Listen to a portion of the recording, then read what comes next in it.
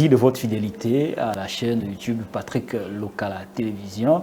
Le discours sur l'état de la nation du président de la République Félix Antoine Tshisekedi Tshilombo continue de défrayer la chronique en République démocratique du Congo. Les commentaires vont montrer de part et d'autre si pour le membre de l'opposition politique le discours a été un raté, un chapelet, des intentions teintées de beaucoup de démagogie, un discours complètement déconnecté de la réalité. Ce n'est pas de l'avis d'Augustin Kabouya qui pense que même un enfant de maternelle est à même d'assimiler les discours majestueux et éloquents du président de la République qui d'ailleurs s'est montré très optimiste par rapport à l'avenir du pays, mais aussi aux réalisations qu'il a enregistrées tout au long de ces 4 dernières années.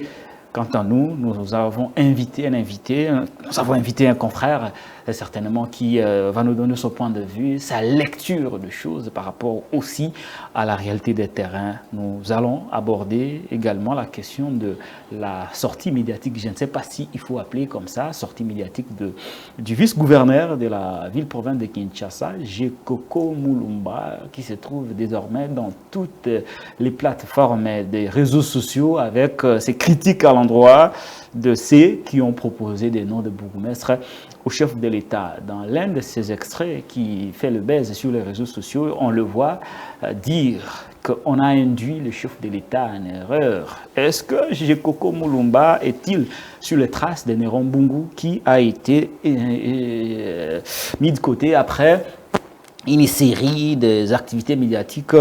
À l'époque, vous vous rappelez bien, une émotion, je crois, de défiance était dirigée contre lui et la conséquence, tout le monde le sait. Jekoko Mulumba va-t-il subir les mêmes sorts après ces critiques non seulement contre les VPM de l'intérieur, mais aussi des critiques indirectes envers les chefs de l'État qui, d'après lui, s'est trompé. Ça veut dire autrement que le chef de l'État a été manipulé.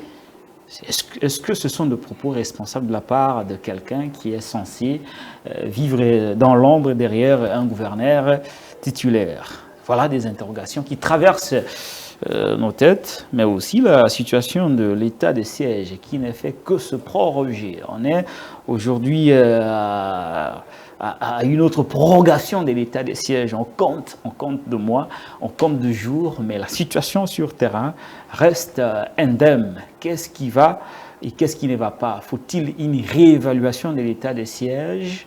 C'est la grande question que nous allons nous poser tout au long de cette émission. Grosse polémique entre les clans IGF, Inspection Générale des Finances, et le ministre du Portefeuille dirigé par Maman Adel Kayinda, la femme aux habits verts. Qu'est-ce qui s'est passé finalement autour de ce dossier? Plusieurs millions de dollars sont cités comme quoi évaporés dans la nature. À peu près 154 millions de dollars américains ont échappé de manière très miraculeuse au trésor public, à en croire les révélations de Gilles Alinguete qui dit que les actifs de la Comière ont été bradés à hauteur de 33 millions de dollars américains, alors qu'en réalité, si la vente était faite dans les normes, selon les recommandations notamment de Coperep, ces actifs auraient été vendus, selon l'Inspection Générale des Finances, dans son rapport paru il y a quelques jours, je crois le 30 novembre dernier, à 154 millions. Tout calcul fait, nous sommes à 21 millions de dollars perdus par l'État congolais. Où se trouve cet argent? Qu'est-ce qui se passe? Qui a raison? Qui a tort? Ces questions seront posées à notre invité qui n'est rien d'autre qu'un confrère journaliste qui est responsable des médias en ligne, Netic News, mais aussi Netic Monde. Il est directeur général de cette entreprise, mais il y œuvre tout le jour comme journaliste. Et il s'agit, comme vous pouvez bien l'imaginer, du confrère Gauthier Seichang, avec qui nous allons aborder toutes les questions d'actualité. Gauthier Seichang, bonjour, bienvenue. Bonjour cher ami, Patrick Lokala, merci pour l'invitation. L'épisode Jean-Simon Foot désormais derrière vous. Ah, ça c'est devenu une vie maintenant quotidienne de mon parcours. Bonjour à l'équipe technique, félicitations pour ces cadres et puis pour le matériel que j'ai trouvé ici. Je pense que c'est un bon début et pourquoi pas dans les jours à venir avoir une chaîne de télé. Patrick Lokala TV, une chaîne on va rester d'abord sur YouTube. Donc, courage. Merci. Je pense que pour savoir, je sais qu'il y a Mon procès. Ouais. D'abord, les Jean-Simon Fouti, déjà, il a déjà quitté la CNSS. Oui, il n'attend plus que la remise des reprises pour... Après ce moment, Gauthier Seye, de turbulences, d'arrestations, d'enlèvements, des menaces, des attaques, finalement, comment vous sentez-vous après tous ces combats? Oui, c'est vrai, en tant qu'humain, des fois on est touché par l'injustice, touché des fois par la mauvaise foi des gens qui pensent que parce qu'ils occupent une fonction YZ ou parce qu'ils ont la facilité de mettre la main dans la caisse de l'État, ils peuvent décider sur votre vie, mais des fois, mais quand vous pensez au Grand Congo, vous pensez à la souffrance du peuple congolais, vous pensez au malheur que les Congolais sont en train de vivre matin, midi, soir, tuerie de l'Est, tu te dis, mais que vaut ma petite vie par rapport aux milliers de Congolais qui sont en train de mourir, par rapport aux milliers d'enfants qui n'ont pas à manger, qui ne vont pas à l'école, que vaut ma petite vie par rapport à ces mamans violées. Ça ne vous a pas découragé, ces arrestations, ces intimidations, ces enlèvements. À un moment donné, vous n'en aviez pas marre, dit voilà, peut-être j'ai choisi les mauvais métiers. Oui, peut-être que l'entourage, la femme, les enfants, les neveux, les parents qui pensent qu'il faut un peu arrêter avec ça, c'est trop de tension, c'est vrai. Mais c'est qui est vrai que ces chocs-là, moi personnellement, l'acteur, je ne ressens pas ça directement, mais c'est plutôt les proches, tout ça, les dépendants qui ressentent ça. Mais depuis un moment, ils commencent à comprendre la vision qu'on a pour ces grands Congos. Et ce qu'on fait, on ne le fait pas pour nous-mêmes. On peut se taire et vivre notre petite vie calmement. Mais comment se taire dans une société où il y a une forte injustice, dans une société où il y a une forte faim, et c'est un poignet de gens qui s'enrichit, un poignet de gens qui bénéficient de tous les avantages de nos richesses. Je pense que en tant qu'un vacciné, en tant qu'un descendant de Lumumba, de Mosé Laurent Désiré Kabila, nous continuons à mener ces combats. Et d'ailleurs, c'est ça même le rôle d'un journaliste, c'est d'informer, de dénoncer et puis d'aider ceux qui sont aux affaires, d'avoir la bonne information pour agir. Et aussi à l'opinion, qui est les souverains primaires, d'être informés de ce que ces dirigeants sont en train de faire. Très bien. Où en êtes-vous avec les dossiers au niveau du Tripé? Oui, les dossiers au niveau de Tripé, j'ai l'impression que les avocats de Jean-Simon Fouti veulent en faire un dossier de carrière. C'est chaque jour qu'il y a des nouvelles pièces qu'on ajoute. Et les dossiers étaient déjà pris en délibéré et que le ministère public avait rejeté toutes les accusations fondées par les camps Fouti sur ma personne. Après, il s'est fait qu'il y ait un juge qui a été suspendu. Par quelle magie, je ne sais pas. Il a fallu faire la réouverture du dossier pour remplacer ce juge.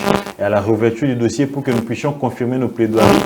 Fort malheureusement, pour moi, les camps Fouti s'amènent avec une nouvelle pièce, une ancienne vidéo. Je ne sais pas, moi, ils ont ramassé ça où, qu'ils ont ajouté, n'est-ce pas, au dossier. Il a fallu que nous puissions de solliciter une remise pour nous permettre, n'est-ce pas, d'étudier ou d'entrer dans le fond, en contact avec cette pièce, et étudier, examiner la pièce avant de présenter nos moyens de défense. Et on nous avait accordé 2 semaines et nous serons encore devant les tribunaux. Je pense que c'est pour la semaine prochaine. Et je pense que nous sommes du côté de la vérité. La vérité continue à triompher et Dieu n'abandonne pas ses enfants. Où se trouve-t-il Jean-Simon Fouti présentement? Oui, il a été relevé de ses fonctions de DGAI, de la CNSS. Il est nommé à la Régie des eaux. Et là, on a nommé un fils maison, Jean-Charles Moudiaï, qui va prendre maintenant les commandes de cette boîte parce qu'il fallait un technicien. Et je vous rappelle que Jean-Simon Fouti, c'est un médecin de formation. Et d'ailleurs, au temps de l'ancien comité, il gérait la direction sanitaire de la CNSS. Donc, il n'était pas associé, n'est-ce pas, aux réformes que l'ancien comité était en train de mener. Voilà pourquoi vous avez à constater qu'il y a quand même beaucoup de lacunes. Et je pense que nous avions alerté les chefs de l'État et l'opinion. Les chefs de l'État nous ont écoutés. Et là, c'est un fils maison qui a participé, n'est-ce pas, au lancement de toutes ces réformes. Charles Moudiaï. Charles Moudiaï. Oui, Moudiaï, qui était DG à l'époque de Mme Agnès Moide. Donc, ensemble avec Mme Agnès Moide, ils ont initié toutes ces réformes qui ont mené la CNSS à autant de millions dans des réserves. Parce que dans la réforme, il y avait entre autres l'augmentation de taux de cotisation. Les taux de cotisation qui étaient de 8% à 18%. C'est ça la magie d'ailleurs qui a fait que l'ancien comité puisse, n'est-ce pas, laisser 360 millions de dollars comme fonds de réserve dans les caisses de la CNSS. Je pense que ces fils maison vont continuer dans le même élan pour vendre l'image de la CNSS dans la sous-région, mais aussi à l'international. Charles Moudia, et nous croyons qu'il sera sur les bonnes traces pour relancer cet établissement public, la CNSS, qui a connu des moments très très difficiles avec le passage de Jean-Simon Fouti, qui a traduit notre confrère devant l'UNPC, puis devant les instances judiciaires, mais toujours à côté de ces actions, parce qu'il n'a pas finalement obtenu l'arrestation de notre confrère Gauthier Sey. Voilà, on clôture cette page triste de Jean-Simon Fouti pour aborder véritablement l'actualité en République démocratique du Congo. Madame, messieurs, vous vous rappelez que Jekoko Mulumba a fait une sortie médiatique pleine d'émotions au cours de laquelle il a sévèrement adressé des paroles qui ne sont pas dignes d'un responsable, d'un vice-gouverneur de la ville de Kinshasa. Je vous laisse suivre ce propos de Jekoko Mulumba, vice-gouverneur de la ville de Kinshasa. Puis on se retrouve juste après pour poser la question à notre invité de ce qu'il pense de cette déclaration de vice-gouverneur de la ville de Kinshasa. Na liste ya 24 bourgmestres zaki ba oyo il fallait ba tikala na ba oyo il fallait ba kende na yebo ko tuna nga ba oyo ngolo na otanga ngo po elo na obanga za la malamu mingi ebisa biso ba bourgmestre fallait ba tikala na otanga bango bazaki 5 ou 6 ezaki kadima o aza pemena nga ay fallait tikala komina Kinshasa mama pepito fallait tikala monga fula fallait tikala limete fallait tikala gombe fallait tikala lemba fallait tikala bango na tango vérité ya ngwana. Mais tu proposais que bango batika la bino na sengoso ya nini boké bolongo na batu wana na banza na préféré na témission na mokosi wana. Non c'est bon. Merci. Vous avez compris, ça fait mal, hein? Vous avez compris. Toyokani boye okoso ndenge mususu. Te Congo za biso nyoso. Na liste ya 24 bourgmestres zaki na ba oyo il fallait batika la na ba oyo il fallait ba kende. Na yebo ko tuna nga ba oyo ngolo na otanga ngo po elo na obanga za la malamu mingi ebisa biso ba bourgmestre fallait batika le na otanga bango bazaki 5 ou 6 ezaki kadima o aza pemena nga ay fallait tikala komina Kinshasa mama pepito fallait tikala monga fula fallait tikala limete fallait tikala gombe fallait tikala lemba fallait tikala bango na tango vérité ya ngwana. Mais tu proposais que bango batika la bino na sengoso ya nini Jekoko Mulumba qui se montre très nerveux après les nominations de bourgmestre. Apparemment, l'homme ne s'est pas retrouvé et il a choisi cette fois-là la voie de la dénonciation. Est-ce que ces déclarations ressemblent à celles d'un vice-gouverneur? Pour un pays sérieux, comme lui-même l'a dit, malheureusement, lui-même l'a dit que nous ne sommes pas dans un pays sérieux. Et selon lui, dans un pays sérieux, il devait être consulté pour nommer les bourgmestres. Et d'abord, je vais ouvrir une petite parenthèse pour vous rappeler qui est Jekoko Mulumba. Qui est Jekoko Mulumba? C'est un ancien du PPRD qu'on utilisait rien que pour la mobilisation. C'était lui et Francis Kalombo, de jeunes que le régime de Kabila utilisait, n'est-ce pas, pour aller mobiliser les jeunes, recruter les jeunes pour des marches, des activités comme ça. Ils n'ont jamais été responsabilisés sous sous Joseph Kabila. Ils n'ont jamais bénéficié d'une ordonnance parce que l'ancien régime, n'est-ce pas, était conscient de leurs limites. Et jusqu'au point où ils ont été appréhendés dans une résidence il a été député d'un certain national, Libanais. Puis député. Oui, vous savez comment vous savez à l'époque comment ils se sont fait élire en 2006, en 2016, en 2011 avec l'idée le PPRD qui était aux affaires. Et puis ils avaient les moyens de l'État, les moyens on leur donnait, mais les responsabiliser, leur donner une parcelle d'autorité comme mandataire ou gestionnaire d'une entité, ça n'a jamais été le cas. Pourquoi il n'a jamais été nommé? Kabila était conscient de leurs limites. Quelle limite? Mais écoutez, mais voilà, vous en avez une. Voilà aujourd'hui, il va au MLC, il n'a pas pu se trouver une place parce que le MLC, vous savez, c'est un parti hors pair où il y a des hauts cadres, des têtes qu'il ne faut pas redouter, notamment Jamais Kambinga, Kisombe, et il y en a tant d'autres. Et là, il n'a pas trouvé de place pour faire ce qu'il a toujours l'habitude de faire, le populisme. Il va maintenant se jeter chez son cousin, qui est Félix Tshisekedi à l'UDPS. Il va adhérer là-bas, comme c'est un parti des masses, ils ont une carence des leaders, des têtes. Bon, il accepte comme tel dans un village d'avec les bornes et rois. Donc, il se retrouve là-bas. Et après, l'IDPS responsabilise une personne comme ça, comme Jekoko, on fait de lui vice-gouverneur. Et déjà, la ville souffre d'un leadership clair. Nous avions un gouverneur qui a un problème des cursus, un gouverneur qui a un problème de la compréhension, n'est-ce pas, de la vraie question de la ville pour développer la ville de Kinshasa. Au lieu de lui mettre un adjoint assermenté, un adjoint verrouillé, un adjoint qui a de l'expérience, on va prendre un Jekoko qui n'a jamais géré. La seule chose qu'il a géré dans sa vie, c'est son petit garage. Le grand garage ou le petit garage? C'est son petit garage. Écoutez, c'est un petit garage par rapport à tous ces grands garages qu'on a ici à Kinshasa. C'était l'entrepreneur Gauthier Seye. Mais c'est la seule chose qu'il a gérée. Je ne lui redoute pas, n'est-ce pas? C'est quand même une expérience. Je ne lui redoute pas sa gestion. Non, mais écoutez, pour une mégapole, une ville à la dimension d'un pays, vous n'allez pas prendre un garagiste et faire de lui vice-gouverneur. Malheureusement, nous avions à la tête de la ville des gens, n'est-ce pas, au cursus sombre. Voilà, et Jekoko qui arrive et qui vous dit, écoutez, il y avait 6 bourgmestres qu'il fallait maintenir. Qui sont ces 6 bourgmestres? Ces anciens amis du PPRD.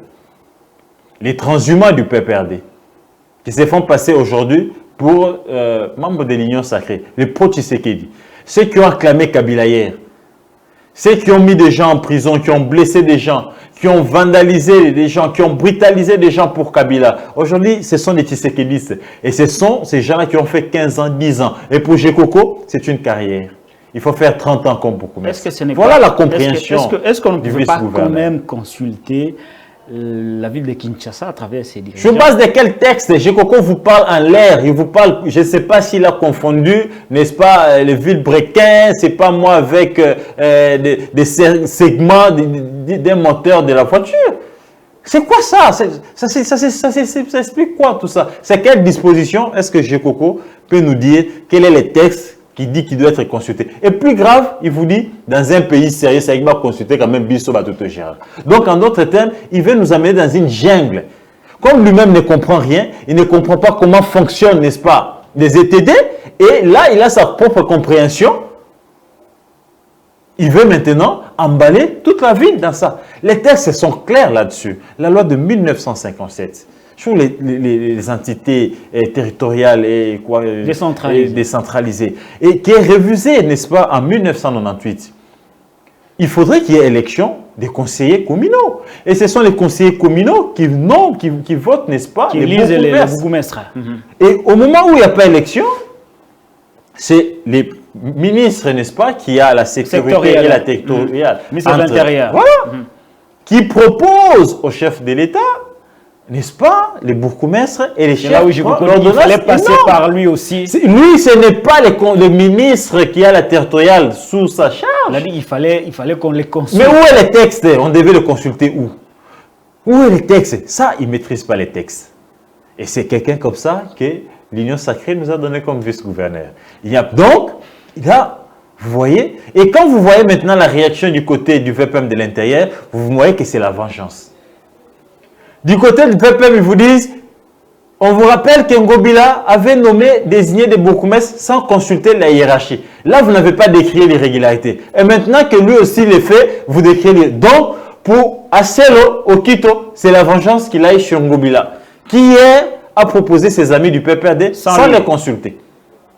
Et quand vous lisez, vous décryptez bien les dires de Jekoko, vous comprenez ici que Jekoko a naboulé à COP. Il choisit 6 communes. Et des communes où il y a des enjeux stratégiques. Commune de Kinshasa. Commune de Kinshasa, où il y a une partie des Zando. Barumu, où il y a aussi Zando. Il vous parle de la commune de Limité, où il y a les entrepôts, où il y a tous ces Chinois, où il y a tout. Et Gombe, je vous rappelle que c'est là où il a été appréhendé avec Francis Kalum, dans la parcelle d'un Libanais ou d'un Indien, si je ne me trompe pas. Il faisait quoi? Non, mais selon cet Indien-là, les images sont sur la toile, on les a attrapés, ils étaient en train de faire du chantage. Qu'on leur donne de l'argent. Et c'est cette commune-là qui choisit, Gombe, Limité. Mongafla, où il y a des terrains. On peut vendre des terrains matin, midi, soir, parce qu'il y a encore de l'espace de ces côtés-là. il choisit aussi Barumbu. la commune de Barumbu. Donc vous comprenez, l'intention de Godempoy et plutôt de, excusez-moi, de Jekoko, je ne vais pas lui prêter les intentions, mais suivez mon regard. Pourquoi seulement ces communes juteuses? Pourquoi n'a-t-il pas réclamé la commune la commune par exemple de Makala, d'Engaba? Pourquoi seulement ces 6 communes? Et des communes où on a des gens comme Bébé Climatisé, un transhumant du PPAD qui a fait plus de 10 ans. On a Kadima qui a fait plus de 10 ans. Ce n'est pas une carrière, monsieur. C'est une fonction politique. Et plus on fait longtemps, plus on n'a plus d'initiative. Attends, arrêtons-nous ça. Arrêtons cette histoire. Donc, pour moi, Jekoko, ce n'est pas un homme d'État, les émotions et les sentiments. Et pour les journalistes que nous sommes, Jekoko doit être sanctionné. Vous avez vu un manque de respect aux confrères qui lui posaient des questions? Et monsieur Sili, il s'en va. Là, sécher les micros. Il est incapable de se maîtriser, de maîtriser ses émotions, jusqu'au point de manquer du respect au chevalier de la plume, qui n'avait que pour micro pour lui poser des questions. Est-ce que c'est ce chevalier de la plume-là qui a demandé au chef de l'État?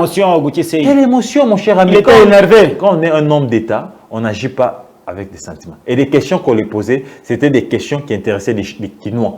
Et non des questions pour sa propre famille ou pour son petit garage. Mais il est un peu sous émotion, comprenez. Mais mon cher ami, quand on est sous émotion, alors on ne répond pas aux questions. On peut même quitter l'émission poliment.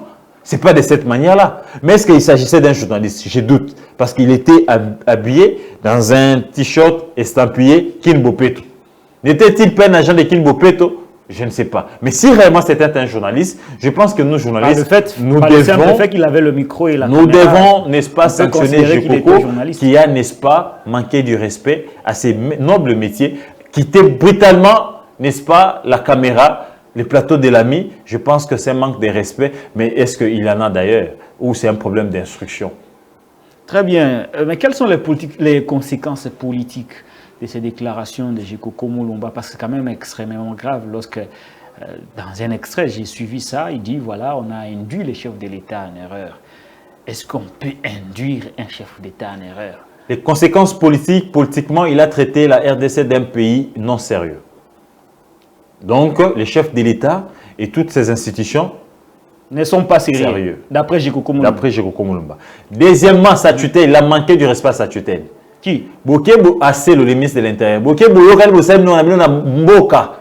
Boya ko imposer biso c'est que na sentiment ni bokebo longola bato. Ça donc en d'autres termes, il nous dit que Asselo a présenté une liste des copains copines au président de la République de Bourgmestre. Donc ici la légèreté, n'est-ce pas, d'Asselo de traiter la question des territoriales, de la territoriale. Donc là, Asselo doit se sanctionner. Et troisième sanction politique, Jekoko a traité la République démocratique du Congo d'un pays moins sérieux. Nabamboka sérieux, il faut quand même qu'on consulte Bissobao. Donc, Nabamboka moins sérieux, de basala gangtérisme, les ministres Asselo a fait du gangtérisme avec les chefs de l'État pour nommer des bourgmestres parce que l'on ne l'a pas consulté. Donc là, vous sentez, pas un homme de l'État qui parlait, un homme d'État qui parlait, c'était plutôt un cousin chef de l'État qui était en train de parler. Donc c'est comme s'il était dans la parcelle de Félix de Tiens Tshisekedi et il parlait à son cousin. Voilà la confusion. Le mal de responsabiliser les frères et sœurs. Ah, quand vous parlez des cousins là, moi je ne comprends rien. Mais j'ai quoi cousin chef de l'État? Moulumba là, c'est un nom de la famille du chef. Ah, il est cousin, donc il est cousin, il est parenté au chef de l'État. Voilà pourquoi il s'est permis de dire ce qu'il a dit là sur la place publique. Là, il ne le dit pas. Ngobila ne peut pas oser dire. Là, il ne le dit pas comme vice-gouverneur, mais il le dit en tant que membre. Vous n'avez pas vu les émotions et les sentiments qui l'ont emporté? S'il était à la place de Ngobila, qui n'a aucun lien familial avec les chefs d'État, vous voyez Ngobila dire ça? Ngobila s'est plaint parce qu'on a coupé aussi l'herbe au pied. Parce que c'est sur ces bourgmestres-là qui reposait son parti ACP. La plupart de ces bourgmestres étaient membres de l'ACP.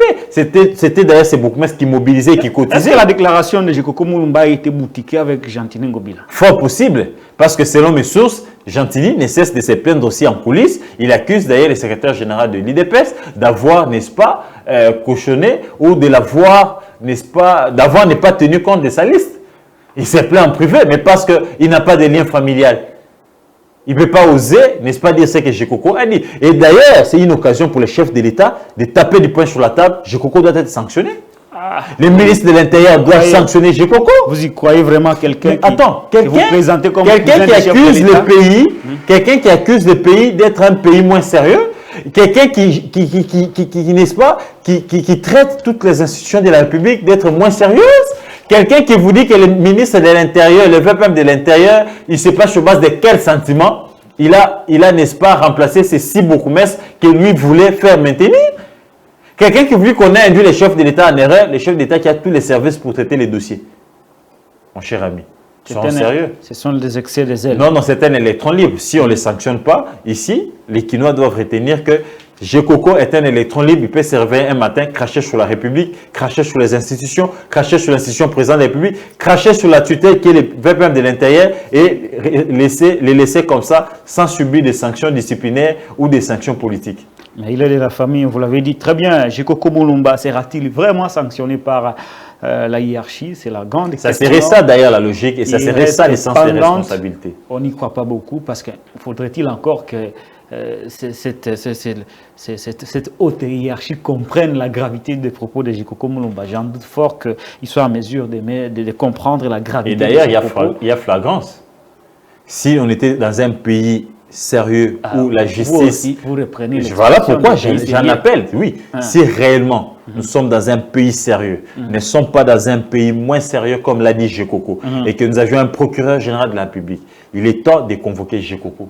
Parce que là, il a jeté l'opprobre sur toute une république. Très bien, merci beaucoup Gauthier Sey par rapport à cette situation de Jekoko Mulumba. On va voir ce que l'avenir va nous réserver sur ces déclarations de Jekoko Mulumba contre la République, contre les chefs de l'État, contre le VPM de l'Intérieur. Ces gens-là ont-ils vraiment le pouvoir de les sanctionner?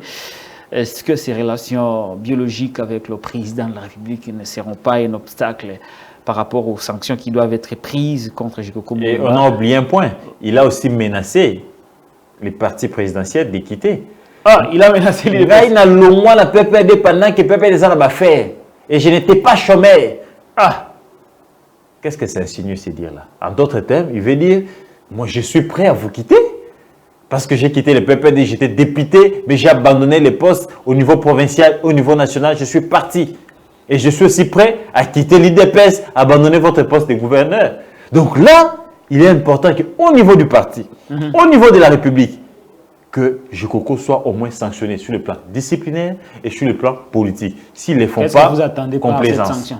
Ça sera exactement quoi la sanction? Ce que j'attends par les sanctions sur le plan disciplinaire, c'est-à-dire que les partis doivent les rappeler à l'ordre. Ce que j'attends sanctions sur le plan politique, il doit être soit sanctionné de ses fonctions. C'est-à-dire, le ministre de l'Intérieur, le VPM de l'Intérieur doit prendre une décision où il sanctionne Jekoko pendant un moment de ne pas, n'est-ce pas, engager la ville. Et où est l'Assemblée provinciale, l'APK? Non, il en a le pouvoir. Je vous rappelle que dans ces pays, on a rappelé Richard Mouyej. Depuis qu'il a été rappelé par le ministère de l'Intérieur, il est toujours gardé ici. Dans ces pays, comment il s'appelle les frères de Kabila? Zoé a été rappelé avant que la motion arrive. Il y a une jurisprudence. Mouyej est encore gouverneur jusqu'à ce jour. Il n'a jamais été... C'est là parce qu'ils ont refusé d'adhérer à l'Union sacrée. Alors, c'est lui qui a manqué du respect au régime. Pourquoi de la famille? Comment voulez-vous qu'il soit? Mais il a jeté l'opprobre sur la République. Qu'est-ce que vous voulez, mon cher? On va voir entre la République et la famille. Et on attend aussi l'homme à 15 diplômes, Godin Poy. Les profs. Les profs d'initier une action parlementaire contre Jekoko. Parce qu'un gouverneur, ils l'ont fait avec... avec Nerombungu. Et c'est que Jekoko a dit, c'est plus grave. Jekoko s'est attaqué au chef de l'État. Et plutôt, Nerombungu s'était attaqué à son titulaire. Et là, l'Assemblée provinciale s'est levée. Ils ont initié une motion. Automatiquement, ils ont fait partir Nerombungu. Et là, il a jeté l'opprobre sur l'institution présidente de la République et sur le VPM de l'Intérieur. Il est temps que les députés provinciaux et sur le parti présidentiel, il est temps que le VPM de l'Intérieur s'élève, que les députés provinciaux s'élèvent, qu'ils puissent initier une motion. C'est pas moi incidentielle, de censure, c'est pas moi de défiance. Mais au moins une sanction. Au moins que Jekoko puisse, n'est-ce pas, éclairer l'opinion sur ce qu'il attend par pays sérieux, ce qu'il attend par Bakeko, ça la liste n'a pas sentiment ni on a induit les chefs de l'État. Le chef d'État, qu'est-ce qu'il attend par ça? Au moins qu'on soit éclairé. Très bien, merci beaucoup Gauthier Sey. On va quitter ce dossier pour aborder celui de la Cominière. Qu'est-ce qui se passe entre d'un côté, l'inspection générale des finances qui a pondu un rapport dans lequel elle a fait état d'un bradage des actifs de la Cominière de 154 millions de dollars à 33 millions de dollars. Et en plus, Gilles Alinguete a ajouté que ces 33 millions de dollars américains ont été bouffés. Donc, il n'y a pas de suite.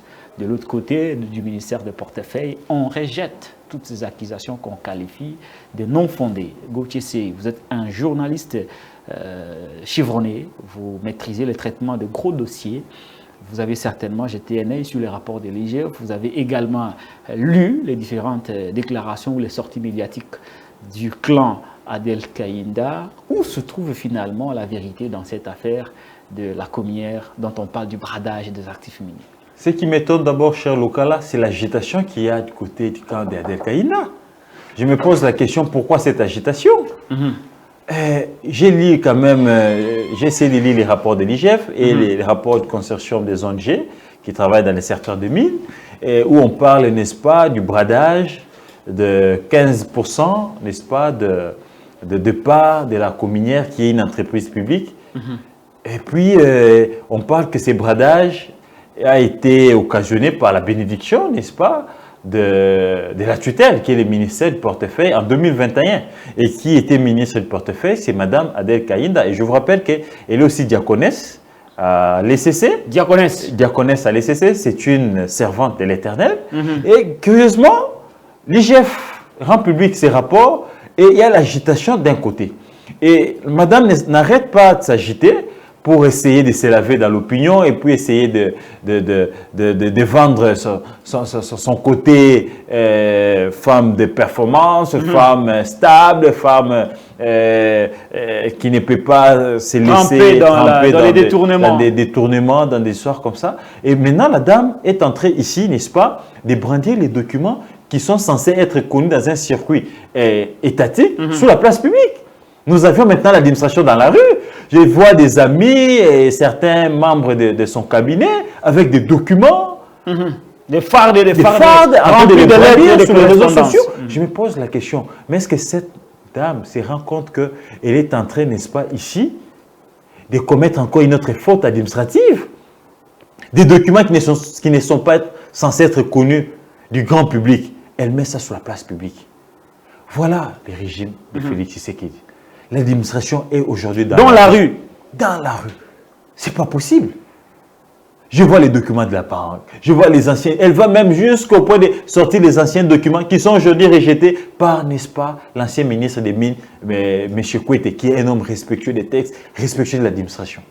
Qui ne peut pas se permettre. Contester non, mais écoutez, certaines lettres de on brandit un ancien document où il y a une entreprise qui est actionnaire chez Cominière qui a eu à proposer d'acheter les parts à 15 milliards. Un document qui date de 2 ans. Donc l'affaire a évolué jusqu'à 2021. Un document qui est de 2018, 2019 si je ne me trompe pas. Mais l'affaire peut évoluer. Si hier on a proposé 15 millions, après 2 ans, après 2 ans, on peut proposer autant. Mieux que ça, ouais. Où est le problème? Et c'est ça, le document que le camp Adel est en train de brandir partout, essayer de se laver. Mais ces documents les clouent encore. Mon cher ami, le document est clair. La note de Adel Kaïnda est claire, où elle autorise, n'est-ce pas, à la Cominière de céder les 15% ou à 33 millions, quelque chose de dollars. Le document est clair. C'est elle la tutelle, n'est-ce pas, de la Cominière. La Cominière est une entreprise étatique où il y avait 90% pour la Cominière et 10% pour la CNSS. Madame écrit au PCA de cette entreprise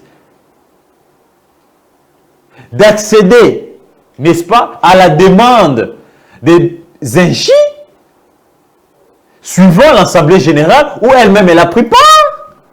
Où elle motive, j'ai jamais vu un accusé de réception, cher ami, où on est en train de motiver même l'accusé de réception. Où elle motive d'ailleurs, elle donne même la position d'autres, n'est-ce pas, actionnaires comme AVZ. Dans une lettre d'accusé AVZ, ils n'ont pas donné leur position, on ne doit pas continuer à les attendre. Je vous demande, je vous accorde ou je vous autorise d'accéder à la demande de vendre ces parts à 33 millions de dollars. N'est-ce pas, c'est là le bradage. N'est-ce pas, c'est sa bénédiction. Et entre-temps, elle ne devait pas, n'est-ce pas, autoriser la vente de ces 15 milliards toute seule. Il y a sa collègue, n'est-ce pas, de mine, qui a aussi une mainmise, n'est-ce pas, dans cette entreprise. Quand ces conseillers, quand ces techniciens ont travaillé dans cette affaire, ils ont compris qu'il y avait bradage. Selon les estimations, il devait arriver à 151 millions. 154. 154 millions, excusez-moi. Ne pouvait pas se vendre à 33 millions parce qu'il s'agissait du lithium, mon cher ami. C'est les minéraux du moment. C'est les minéraux stratégiques pour avoir des batteries électriques. Et le monde est aujourd'hui tourné vers la République démocratique du Congo. Et la cominière avait déjà des réserves, n'est-ce pas, qui pouvaient vendre à 154 millions de dollars pour faire gagner à la République de l'argent. La ministre des Mines, conseillée par ses techniciens, elle dit « Je ne donne pas mon quitus. Je me réserve de ces dossiers parce que le dossier n'est pas clair. Je ne sais pas par quelle motivation Madame la ministre va donner son quitus. La lettre, elle existe. J'ai d'ailleurs tweeté cette lettre. Et maintenant que ce rapport est clair, déposé à qui de droit pour que, n'est-ce pas, AVZ, Cominière, où il y a déjà les DG et les financiers qui sont en prison, si je ne me trompe pas. Le DG est en prison. Les DG en prison, les financiers portés disparus. Le ministère de portefeuille, chapeauté par Madame la diaconesse, Maman Adel Kaïna. Quelques administratifs territoriaux, mais aussi au niveau de son secteur, viennent, n'est-ce pas, présenter leurs moyens de défense. Non, c'est l'agitation totale du côté Madame la diaconesse. Qu'est-ce qui justifie cette agitation,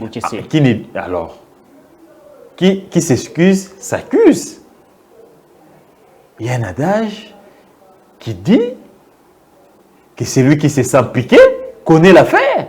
Pourquoi AVZ ne s'agite pas? Ils attendent qu'ils soient convoqués par la justice congolaise pour, n'est-ce pas, présenter leurs moyens de défense.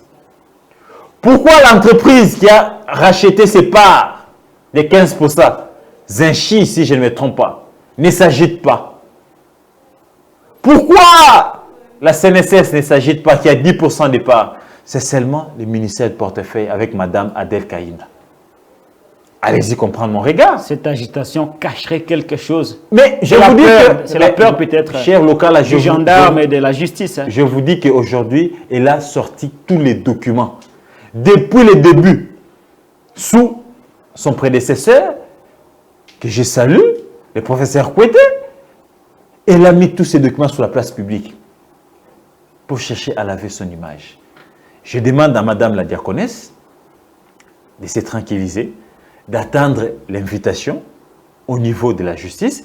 Et si réellement elle est servante de Dieu, et si réellement elle se reproche de rien, elle devra faire comme sa prédécesseur, Madame Louise.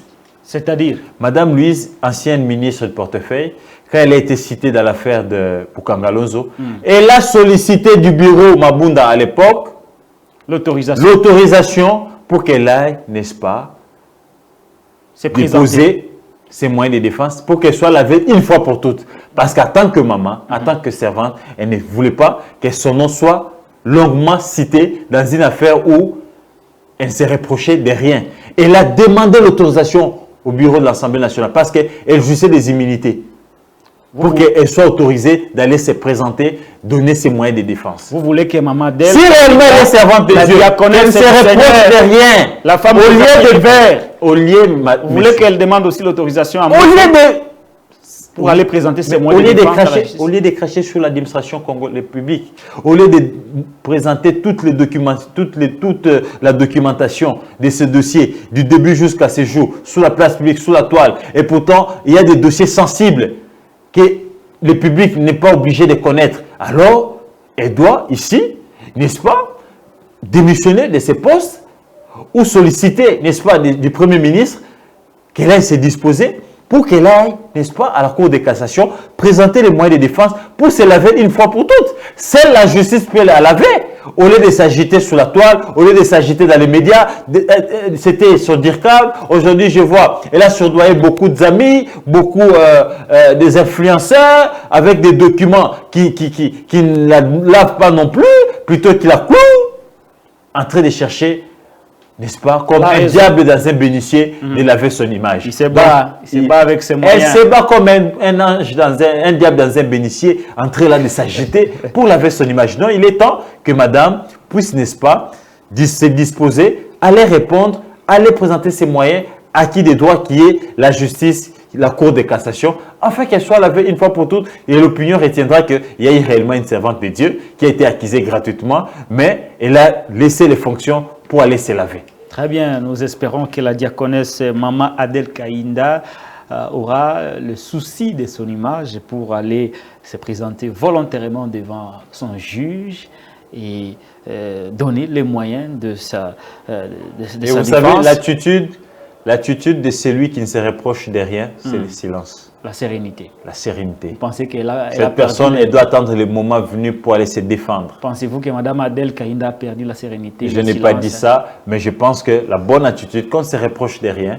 on est accusé de tout et de rien, on reste calme, serein et on attend le bon moment pour que la vérité puisse, n'est-ce pas, triompher. Mais là, cette agitation nous pousse à croire qu'il y a anguille sous roche. Très bien, nous allons voir jusqu'où va aller cette agitation qui entoure non seulement Madame la ministre du portefeuille, Maman Adel Kaïnda, mais aussi son entourage qui a balancé toute la documentation du ministère concernant ce dossier. Ce qui n'est pas normal. Dans la rue. Ce qui n'est pas normal. Nous aurions voulu que Madame Adel Kaïnda aille présenter ces documents devant son juge naturel pour que ce dernier puisse lui dire sa responsabilité ou la laver de tout soupçon concernant ces bradages financiers qui éclaboussent la République démocratique du Congo. Très bien, Gauthier Sey, parlons de la prorogation de l'état de siège. On en est aujourd'hui à, je crois, on tend vers la 40e fois que l'état de siège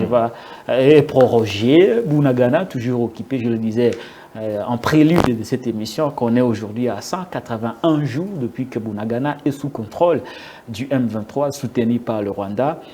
Qu'est-ce qu'il faut faire présentement? Faut-il mettre fin à l'état de siège parce qu'on n'a pas de résultats escomptés ou faudrait-il le réévaluer pour répartir sur de nouvelles bases? Aujourd'hui, les députés nationaux ont voté pour la 39e fois la prorogation de l'état de siège. Et je vous rappelle que, cher Lokala, sous état de siège, on continue à tuer. On continue à tuer. Oui, à Kishishi, on continue à violer, on continue à violer nos mamans, on continue à violer nos jeunes sœurs, nos sœurs, et sous état de siège. Que faut-il faire présentement? Faut-il mettre fin à l'état de siège ou faut-il les réévaluer? Déjà ici, il faudrait... Plusieurs fois, on a réévalué cet état de siège. Je vous informe que nous sommes à la 39e fois. Et j'ai l'impression que le chef de l'État lui-même ne sait pas quoi faire pour lever cet état de siège. Parce que là, est-il bloqué? Oui, parce que quand je l'ai suivi dans son discours à la nation, il nous parle qu'il faudrait une table ronde pour que nous puissions évaluer l'état des sièges. Mais attends, avant de lancer cet état des sièges, je pense qu'il s'était rendu sur terrain. Il a écouté toutes les couches de la population et il a appréhendé les vrais problèmes. Et il s'est dit, la solution, ça serait l'état des sièges. Et pendant qu'il a lancé l'état des sièges, lui-même était là, il a tué des gens. Donc c'était un sabotage. Il quitte, après son dos, on a continué à tuer. Jusqu'à ce jour, on continue à tuer. Donc, il faut maintenant penser à une autre solution. Parce que là, l'état des sièges a présenté ses limites. Parce que comment nous sommes dans un état des sièges? L'état des sièges voudrait dire nous sommes dans un état militaire où tout est dirigé par les militaires. Partout où on pouvait trouver les civils, l'administration, on a maintenant des militaires. Donc, la vie est sous contrôle des militaires. Mais les rebelles, les terroristes continuent à frapper. Donc, il y a des limites. Il faut penser à autre chose au lieu de s'éterniser avec l'état des sièges. Autre chose, c'est quoi? Autre chose, ça serait, cher ami Patrick Lokala, ça serait responsabiliser l'État, remettre, n'est-ce pas, l'administration entre les mains des civils et, n'est-ce pas, laisser les forces armées faire son travail. Mettre les forces armées dans des zones où il y a ces conflits, où les terroristes sont en train de frapper. Parce que si vous voulez bien régler, il faut régler les problèmes à l'origine. À l'origine, c'est le chômage. À l'origine, c'est la faim. Ces jeunes qui sont instrumentalisés aujourd'hui, ce sont des pères de famille. Ils n'ont pas à donner à leurs enfants. Ils n'ont rien à donner à leurs enfants. Ils n'ont pas d'argent pour envoyer leurs enfants à l'école. Et ils sont instrumentalisés par les ennemis de la République. Et ces ennemis les amènent un 50 francs, un 10 francs. Et quand il a 1000 francs, il a 2000 francs, il pourra tenir, n'est-ce pas, pour nourrir ses enfants, pour envoyer son enfant à l'école. Et il se laisse, n'est-ce pas, mentir. Il se laisse exploiter. Il se laisse utiliser. Et les jeunes gens n'ont pas à faire. Ils ont beaucoup de temps libre. Ils se réunissent dans des coins. Quand on est occupé, on n'a pas le temps de penser aux barbaries. Quand on est occupé, on n'a pas le temps, n'est-ce pas, cher Lokala, de penser, n'est-ce pas, à des choses inutiles. Faire recours aux armes. D'accord. Quand on est occupé, on passe son temps au travail et le peu de temps qui nous reste, c'est de venir, n'est-ce pas, se divertir un peu et aller s'occuper de ses enfants, s'occuper de son épouse. Mais quand on n'a pas d'occupation, on se livre, n'est-ce pas, à des pratiques comme celle-ci. Des pratiques barbares, des pratiques de tuerie, parce qu'on a besoin d'avoir un petit rien pour nouer les débuts du mois. Donc, ici, il faudra que l'État joue son vrai rôle. Et d'autre part, c'est aussi les conflits communautaires. Les tribus ne s'attendent pas. Les communautés ne parlent pas le même langage. Tout simplement parce que les politiques ont reçu, n'est-ce pas, à s'aimer la division au sein des communautés. Les politiques qui sont au niveau national. Quand vous avez telle communauté, a un frère, une sœur qui est aux côtés du chef de l'État, qui est dans les cercles de décision, il essaye, n'est-ce pas, de pistonner que ses frères. Il essaye, n'est-ce pas, de valoriser que sa communauté, au détriment des autres communautés. Et le seul moyen de se faire entendre par d'autres communautés, c'est la vengeance. C'est la barbarie. Pour que leur son de cloche soit aussi entendu par, n'est-ce pas, Kinshasa. Il faut ici qu'on ait des autorités, des hommes d'État, des hommes qui ne travaillent pas pour des tribus, qui ne travaillent pas pour leur communauté, mais des hommes qui travaillent, n'est-ce pas, pour la province, mais pour le pays.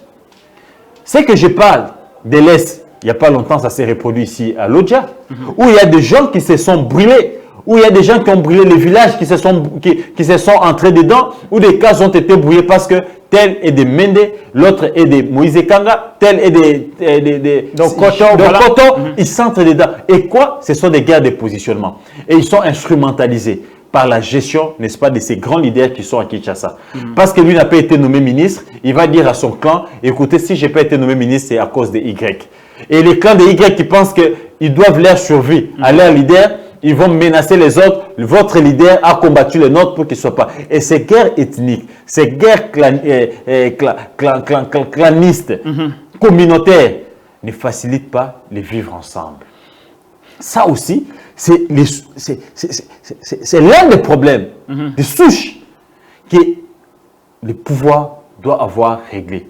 Donc, au-delà de la prise en charge de ces jeunes, au-delà de la responsabilité, le fait de responsabiliser ces jeunes, il y a ces côtés-là aussi, les vivre ensemble des communautés. Donc, il faut qu'il y ait un dialogue franc entre les communautés, entre les ethnies, entre les tribus, pour essayer de savoir. Hier, un Moulouba pouvait aller diriger Bas-Congo comme gouverneur. Nous l'avions connu. Ça ne pose pas de problème. Hier, un Nekongo pouvait aller diriger Nord Kivu.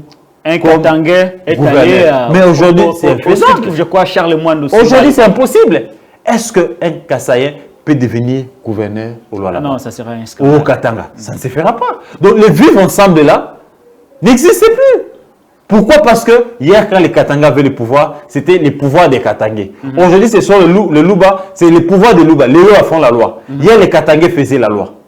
Ça, nous devons bannir ça. Voilà, vous voulez qu'on ait quelqu'un au sommet de l'État? Donc, nous devons avoir un chef de l'État qui incarne réellement, impulser qui va incarner les valeurs de l'unité nationale.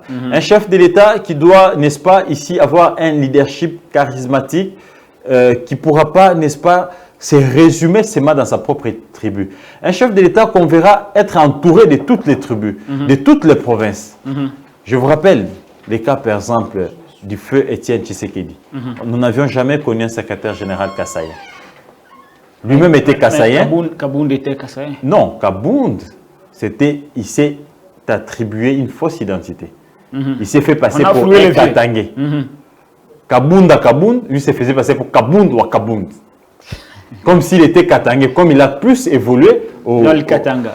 Dans les Katanga. Mais nous avions connu Jacques Chabani, nous avions connu beaucoup. S'il y a des secrétaires généraux kassaïens, on peut les citer au bout de doigt. Très bien. Donc c'était dans cet esprit-là de sauvegarder l'unité nationale. Pareil avec Mobutu. Mais c'est sous Kabila, fils, que nous avions commencé à voir cet esprit de tribalisme revenir dans les esprits des Congolais. Et après, ça s'est encore accentué avec empiré ou accentué avec l'arrivée de Félix Tshisekedi aux affaires. Nous avions les Wewa qui sont presque Kasaï qui font la loi aujourd'hui. Et j'apprends même qu'au Katanga, ils ont même l'air cachot. Ils ont même des parkings où ils perçoivent, eux, des taxes. Et ça, sous l'impuissance de Kaboula. Donc, ces messieurs-là doivent démissionner. Lui aussi. Très bien. On va finir, Gauthier C. Il parle du discours du chef de l'État sur l'état de la nation. Comment avez-vous apprécié ces discours? A-t-il été à la hauteur ou c'est un discours complètement déconnecté des réalités de notre pays? J'avais l'impression que j'avais affaire à un candidat qui est en train de solliciter, n'est-ce pas, un second mandat. Un second mandat un discours de campagne. Peuple congolais. J'avais l'impression que j'étais en face d'un pasteur qui était en train de me prêcher la foi, la conviction. J'avais l'impression que c'était un prêtre qui était en train de dire son homélie. Voilà, beaucoup de chapelets de bonnes intentions. C'était un chapelet de bonnes intentions, mais je n'ai pas senti les devoirs de redevabilité. Où c'était un chef qui nous disait, à part dans les secteurs de l'EPST, où j'ai senti que c'était vraiment un devoir de redevabilité, où les chiffres étaient avancés sur la gratuité et que l'enseignant primaire a quitté de 200 000, aujourd'hui, Lubumbashi Kinshasa avoisine déjà 461 000 francs congolais. Et que dans l'arrière-pays, l'enseignant touchait déjà, 401 000 francs, 401 000 francs congolais. Et que dans les jours à venir, le cap sera lancé à 500 000 francs congolais. Donc, c'est là où j'ai senti un chef de l'État qui était en train de rendre compte. Mais ailleurs, c'était les intentions. Pourquoi il y avait beaucoup d'intentions au lieu de donner des chiffres, comme vous dites? Parce qu'il n'y en avait pas. Il n'y en avait pas. Dans la santé, on vous dit, bon, la santé universelle. Mais attends, avec combien d'hôpitaux? Et je ne sais pas qui a déjà bénéficié de cette santé universelle. Les soins ne sont pas gratuits. Pour vous, les discours étaient la maternité gratuite. Elle est où? Je ne sais pas, les chefs de l'État, s'il y a un endroit ou un coin où ces conseillers ou ces gens ont dit que ça se faisait déjà. J'ai entendu parler, les chefs de l'État nous informaient des zones de conflit et des zones d'insécurité. Il nous dit au Ouélé, il y a un conflit communautaire. Il nous dit au Kassai, il y a un conflit communautaire. À Kwamout. Il nous parle au Katanga, les Kassaïens et les Katangais. Il nous parle à l'Est, il y a l'insécurité nous imposée par les M23, soutenue par les Rwandais. Mais les chefs ne nous ont pas dit les mécanismes pour remédier à ces conflits communautaires. À part du côté sécurité, où il a parlé de M23, où il y a les pourparlers. Il y a les résolutions plutôt de Nairobi, où il y a les désarmements, des mobilisations, tout ça. Ça au moins il en a parlé. Mais du côté conflit, à quoi monte? Depuis que les Tata Cardinal nous ont amené les rapports, le gouvernement est resté. Globalement, le discours était un raté.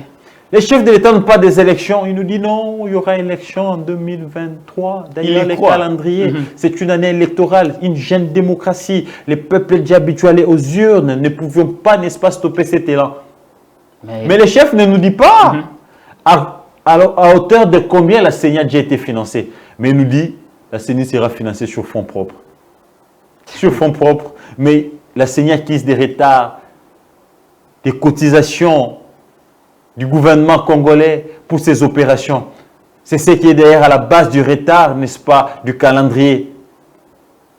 Irréaliste d'ailleurs, produit par Nanga. Le chef de l'État nous dit, dans son discours, il nous parle, n'est-ce pas, de taux qui est resté stable pendant un moment, malgré les crises, la guerre russo-ukrainienne, malgré la Covid, mais nous avions pu. Mais les chefs de l'État, ça ne rencontre pas la réalité du panier de la ménagère. Moi-même qui vous parle, je ne sais pas manger 2 fois la journée. Vous mangez combien de fois? Une fois, mon cher ami. Et les soirs? Les soirs. Go unique. Go unique. Je dois attendre, je dois sortir le matin, me battre, chercher de gauche à droite, avoir un petit rien pour aller manger à 18h, à 19h. Et 6 mois, un entrepreneur journaliste, je souffre comme ça, et les Congolais lambda, les petits Congolais. Ça va être grave. Le chef de l'État nous parle des réserves qui ont atteint 4 milliards. Mais monsieur le chef de l'État, nous n'avions pas besoin de réserves, nous n'avions pas besoin de garder de l'argent, nous avions besoin de l'argent qui tourne. Cet argent, il faut le mettre dans des projets, investir dans des sociales, que nous puissions manger, que les prix sur le marché soient stables. Les prix ne sont pas stables, cher chef de l'État. La tomate aujourd'hui, elle coûte combien?